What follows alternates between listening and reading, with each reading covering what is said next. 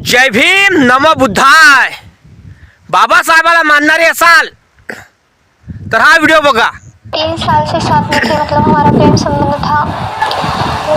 मेरे घर वालों को पता चल गया था और वो जय भीम वाला होने की वजह से मेरे घर वालों ने साफ साफ मना कर दिया था उसके साथ शादी के लिए। बस उसे बोला था कि अगर तुझे मेरी बेटी से शादी करनी है तो तुझे हमारा हिंदू धर्म में आना पड़ेगा। तो वो मेरे लिए ये भी करने के लिए तैयार हुआ था। काय म्हटलं तिनं? जय भीम वाला था म्हणून माझे आई वडील आमच्या दोघांचं लग्न लावून देत नव्हते, कारण ह्या मुलीला प्रेम करायला जात दिसली नाही आणि लग्नाच्या वेळेस जात दिसली। बरोबर ना दादा? कारण भरपूर लोक व्हायरल करू राहिले या मुलीला। तर माझं एक म्हणणं आहे,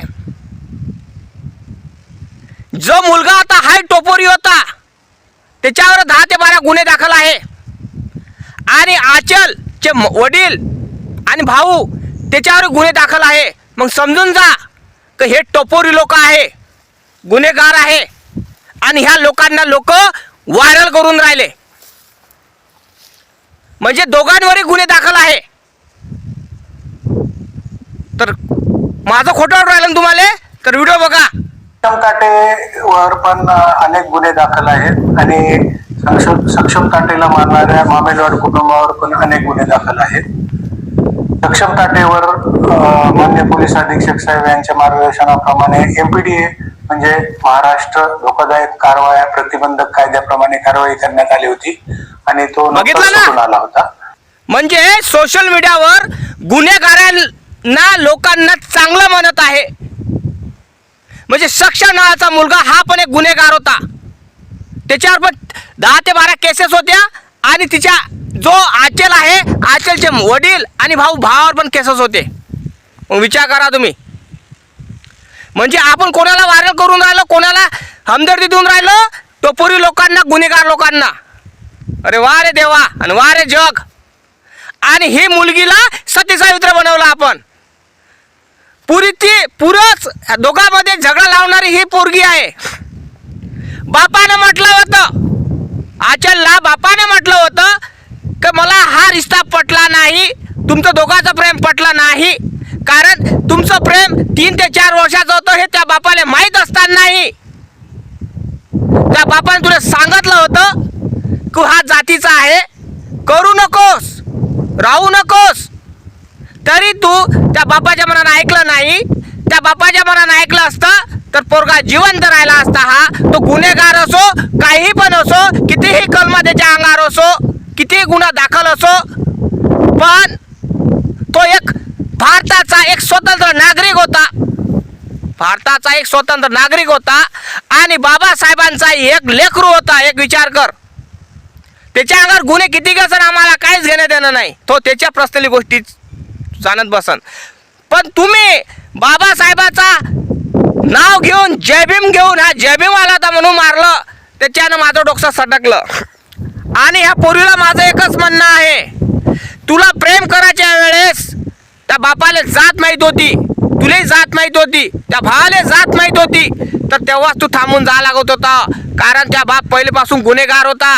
त्या बापाच्या अंगावर किती केसेस आहे हे तुला माहीत होतं, तुला माहीत असतानाही असं कांड होईल, त्याच्यापेक्षा आपल्या मायच्या आणि बापाच्या मनानं ऐकलं असतं आणि लग्न केलं असतं दुसरं त्या ठिकाणी, याच्या संग लग्न न करता दुसऱ्याच्या संग लग्न केलं असतं तर तो जिवंत राहिला असता।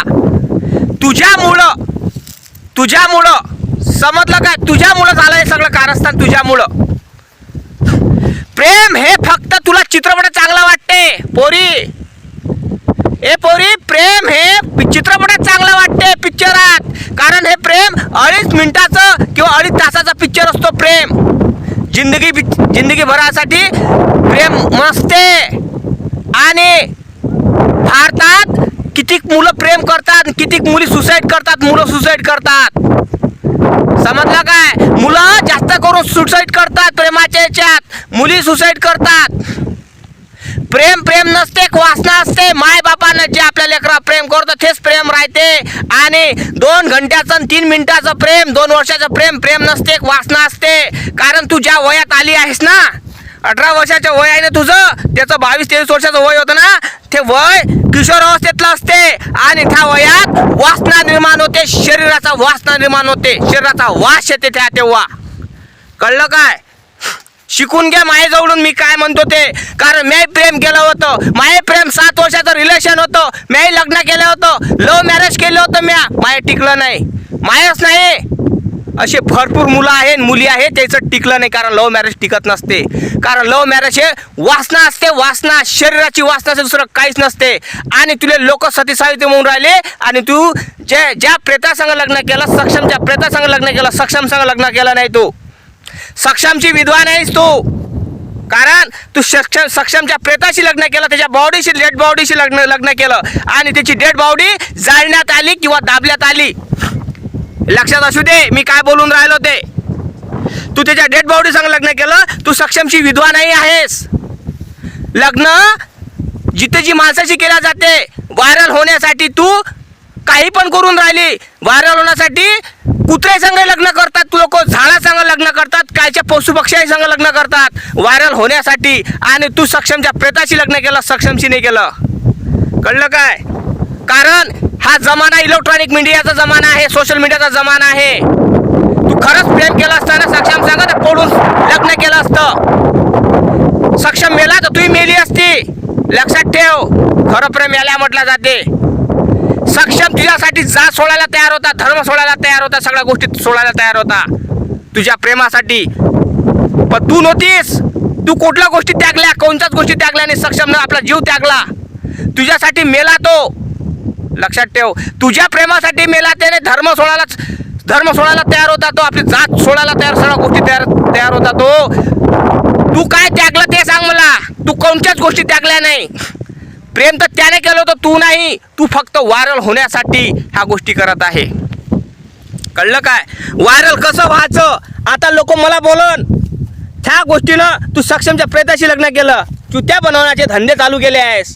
अरे मुलींवर विश्वास ठेवू नका. मुलीची रिस्पेक्ट करणं शिका, त्यांची इज्जत करा. आपण मुलीवर विश्वास करू नका. कलियुग आहे दादा. हा बंगालचा व्हिडिओ व्हायरल झाला, 2 झांगड गुत्तेचा मुलगा आणि मुलगीचा. व्हायरल होण्यासाठी काही पण करतात, प्रायव्हसी सोशल मीडिया टाकतात. मग विचार करा जोगती गोष्ट आहे दादा. समजलं काय? बापानं त्या मुलाला मारलं. का मारलं? का माझ्या मुलीसंग हायचा अफेअर होता. आणि हे अफेअर त्याला 3 वर्षापासून माहीत होतं. बापालाही माहीत होतं आणि भावालाही माहीत होतं. माहीत असतानाही बापानंच मुलीला समजावलं, कुत्याच्या नादी लागू नको, तो आपल्या जातीचा नाही आहे, आपल्या धर्माचा नाही आहे. तरी मुलगी त्याच्याच मागं लागली होती. आणि एक म्हणजे जात पाहून मारलं असन तर हा युवराज डोंगर चूप राहणार नाही. तुम्ही बापा म्हणून बाप एक मुलीचा लेक म्हणून, मुलीचा बाप म्हणून विचार करून तुम्ही मारला असन. कारण हा मुलगा असा आहे, टोपोरी आहे, तिच्या अंगावर गुन्हे आहे. तुम्ही हे केलं, हे तुमच्यासाठी चांगलं केलं, पण तुम्ही गुन्हा हाती घ्यायला लागत नव्हता. त्याला मारायची गरज नव्हती. हे माझं मत आहे. त्याला मारण्याची काहीच गरज नव्हती. त्याला सांगून द्यायला लागतं, बाबू तू दुसरं लग्न कर, माझ्या मुलीचा नाद करू नकोस, बस विषय संपला. तर तुमची मुलगी नव्हती ऐकत, तिचं जबरदस्ती कोणाशी लग्न करून द्यायला लागत होतं. जाऊ गेली, मुलगा वाचला असता. जीव घेणं हे कोणाच्या हातात नाही आहे. कायदा कोणाच्या हातात घेणं नाही आहे. कायदा सगळ्यांना सारखा आहे. आणि तुम्ही कायदा हाती घेतला, त्याच्यात तुम्हाला जेला सळा लागन म्हणजे सळा लागन. कानूनी कारवाई होणारच तुमच्यावर. पण माझं एकच म्हणणं आहे, ह्या मुलीवर पण कानूनी कारवाई झाली पाहिजे, हे माझं मत आहे. कारण ह्या मुलीमुळं त्या घर उद्ध्वस्त झालं. त्या मुलाचं घर उद्ध्वस्त झालं. कारण मथाराची लाठी गेली. त्याच्या बापाची जे बाप होता, मथारा माणसाची लाठी गेली. त्या माऊलीचं कोस उपसलं. तशी ते पप्पाची परी होती तिच्या. तर हा पण एक आपल्या आईचा मुलगा होता, शेकुला होता. कळलं काय? त्या मायने तरी 9 महिने 9 दिवस तुला वागवलं ना, त्याच्या मायने तरी 9 महिने 9 दिवस वागवलं पोटात. तो वरून नाही पडला. विचार करा जोगती गोष्ट आहे. आणि तू म्हणून राहिली की जयभीमवाला होता म्हणून मारलं. जयभीमवाला होतो मारलं नसन त्याने बापानं. एक लक्षात ठेव. कोणाही मला एक मुलगी आहे महाराष्ट्रातल्या बापांना माझं एकच म्हणणं आहे. मला एक सांगा का तुम्ही तुमची मुलगी एका टोपुरीला देणार काय का एका गुन्हेगाराला द्यान का त्याच्या हातात बेड सोपून द्यान काय. तुम्ही तुमच्या मुलीला हाताच्या फोडासारखं जपलं हे कायसाठी जपलं एका गुन्हेगाराच्या हाती द्यायसाठी का. तुम्हाला वाटत नाही का माझी मुलगी ही सुशिक्षित घराण्यात गेली पाहिजे, तिचा नवरा कमावता असला पाहिजे, तिचा नवरा बिझनेसमॅन असला पाहिजे किंवा नोकरदार असला पाहिजे, काही पण असला पाहिजे आणि समाजात त्याची इज्जत असली पाहिजे, इज्जतदाराचा घरा नसलं पाहिजे, इज्जतदाराच्या गोष्टी असल्या पाहिजे त्याच्या. तुम्ही त्याच मुलांना तुमची मुलगी द्यान ना का गुन्हेगारांना द्यान. आणि ही मुलगी म्हणून राहिली जात पण मारलं तर हे मुलगी खरं बोलत असन. मला असं वाटते या नाही वाटते का मला मी कन्फ्यूज आहे हिच्यासाठी. कारण मला असं वाटते की जात पाहून तर मारलं असनच, कारण लोकांच्या मनात जात घुसली आहेच, निघत नाही. पण बापाचे जे कार्य त्या बापाने केलं पण त्याने कायदा हाती घ्या लागत नव्हता हे माझं मत आहे. त्याला मारा लागत नव्हतं हे माझं मत आहे. आणि त्याला जात पाहून मारलं असन तर त्याला त्याच्यावर ॲट्रॉसिटी लागणार म्हणजे लागणार. तो जिंदगीत सळण, त्याच्यावर ॲट्रॉसिटी लागणार म्हणजे लागणार. तो जिंदगीत सळण. पण ह्या पोरीलाही पण जेलात न्यावं हे माझं मत आहे. कळलं का. ह्या पोट्टीला जेलात घेऊन जा. खरीच तू प्रेमिका असली असती त्याची, तो मेला ना तर तू गेली असती स्वर्गात तिच्या संग. कळलं काय. अरे प्रेम याले म्हणत नाही, ढोकसलापणा आहे. 3 दिवस लढशील, 3 दिवस, चौथ्या दिवशी हसशील आणि सोशल मीडियावर व्हिडिओ काढणं चालू करशील. कारण व्हायरल झाली आहेस तू आता. व्हायरल होण्यासाठी काही पण करतात मुली, काही पण करतात. बकरी संघ, मांजऱ्या संघ, कुत्र्या संघ लग्न लावते, झाडा संघ लग्न लावते. त्यात प्रेता संघ लग्न लावलं, त्याचं प्रेत जाळल्या गेलं असेल किंवा दाबलं गेलं असेल. मग तू कानी गेली त्याच्या संघ, कानी गेली तू. त्यात प्रेता संघ लग्न केलं होतं, कानी गेली. पहिल्या काळी कसं पहिले सती जायची, हे सती बंद करून टाकलं बाबासाहेबांच्या संविधानानं बंद करून टाकलं. पण हे गोष्टी बरोबर नाही आहे, मी त्या विचाराचा नाही आहे. पण माझं मत काय आहे की तू चुकीचं केलं, हे तुझे विचार चुकीचे आहे. तू तुझ्या वडिलाच्या मनानं ऐकलं असतं तो सुखरूप राहिला असता, त्याच्या घरानं सुखरूप राहिलं असतं. ती किती गुन्हेगार असो, काही पण असो, हे माझं मत आहे. काही असो, आम्हाला काहीच घेणं देणं नाही. पण तू जयभीमवाला आहे ह्या टोल करून राहिलीस आणि जयभीमवाला आहे म्हणून मारलं तू असं म्हणत असशील तर मी पेटल्याशिवाय राहणार नाही. पण मी तुझा साथीदार नाही आहे. जो मरण पावला तुझा प्रेमी त्याच्या ऐकून आहे मी, तुझ्या ऐकून नाही आहे, हे लक्षात ठेवजो. आणि तुझा कोणताच महाराष्ट्रातला कोणताच व्यक्ती बाप हा तुझ्या ऐकून राहणार नाही. मी सक्षम जिंकून आहे, तुझ्या ऐकून नाही, लक्षात ठेवजो. तू गुन्हेगार आहेस माझ्या नजरेत. तुझ्यामुळे हे सगळी घटना झाली, वादविवाद झाला, वादविवाद पसरला. तू स्वतःला आवरलं असतं, स्वतःला सावरलं असतं. आणि तुझी काय गलती आहे ग. तुझी गलती नाही, तुझं वयमानाची गलती आहे. वयमानात लोक घसरतात पाय. तू 18-19 वर्षाची आहे नाच, तर वयमानात आकर्षण निर्माण होतात, शरीर प्रदर्शन निर्माण होतं, शरीराचं आकर्षण निर्माण होतात. तुला काय माहीत आहे तुझी चुकी नाही आहे ते, तुझी काहीच गलती नाही आहे त्याच्यात. कारण शरीराच्या मुळंच तू आकर्षण झाली. कारण तोही होता 22-23 वर्षाचा, तू 18-19 वर्षाची होती, तर आकर्षण निर्माण होतो. किशोर अवस्थेत येतो माणूस, त्या कारणामुळे हे गलत्या करून घेतो. समजलं काय.